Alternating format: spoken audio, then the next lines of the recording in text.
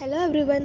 இந்த வீடியோவில் பிரபல யூடியூபரும் பைக் ரைடருமான டிடிஎஃப் வாசனோட போலீஸ் அரெஸ்ட் பற்றி தான் பார்க்க போகிறோம். இதே மாதிரி இன்ட்ரெஸ்டிங்கான நியூஸ்க்கு இந்த சேனலை மறக்காமல் சப்ஸ்கிரைப் பண்ணிக்கோங்க. மொபைல் பேசிட்டே கார் ஓட்டிட்டு போனதால் டிடிஎஃப் வாசனை மதுரை போலீஸ் கைது பண்ண இந்த நிலையில் டிடிஎஃப் வாசனோட காதலி ஷாலின் ஜோயா அவருக்கு தைரியம் சொல்லி மோட்டிவேட் பண்ணி அவங்களோட ஆதரவை தெரிவிச்சிட்டு வராங்க.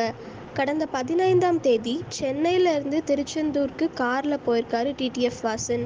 மதுரை வண்டியூர் டோல்கேட் பகுதிக்கு போனப்போ செல்ஃபோன் பேசிகிட்டே கார் ஓட்டியிருக்காரு. அதை வீடியோவாகவும் தன்னுடைய யூடியூப் சேனலையும் போட்டிருக்காரு.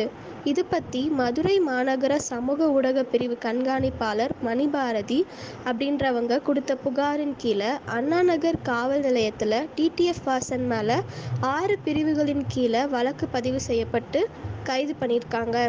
டிடிஎஃப் வாசன் பண்ணது தப்பு தான், அதுக்கான தண்டனையும் அவருக்கு கிடைச்சி தான் ஆகணும். ஆனால் இதுக்கு முன்னாடி பல யூடியூபர்ஸும் பிரபலங்களும் இதே மாதிரி பண்ணப்ப போக்குவரத்து விதிகளை மீறினப்ப ஏன் அரசாங்கம் கைது பண்ணலை அப்படின்னு சோஷியல் மீடியாவில் கடுமையான கண்டனங்கள் வந்துட்டு இருக்கு. இதை தொடர்ந்து டிடிஎஃப் வாசனோட காதலி ஷாலின் ஜோயா ஒரு போஸ்ட் போட்டிருக்காங்க. அதில் அவங்க என்ன சொல்லியிருக்காங்கன்னா, தைரியமாக இரு அன்பே, நான் எப்போவுமே உனக்கு ஆதரவாக இருப்பேன். எனக்கு தெரிஞ்ச பெஸ்ட் பர்சன் நீங்கள் தான். உங்களுக்கு இப்போ என்னெல்லாம் அநீதி நடந்துட்டு இருக்கோ, நீங்கள் என்னெல்லாம் ஃபேஸ் பண்ணிட்டு இருக்கீங்களோ அது உங்களுக்கானது கிடையாதுன்னு எனக்கு தெரியும். ஆனால் நீங்கள் எப்போதும் சொல்கிற மாதிரி நடக்கிறது எல்லாம் நல்லதுக்கு தான், விடு பார்த்துக்கலாம் அப்படின்னு ஷாலின் ஜோயா சொல்லியிருக்காங்க. இதற்கிடையில் மதுரை நீதிமன்றத்தில் டிடிஎஃப் வாசன் ஆஜர்படுத்தப்பட்டிருக்காரு.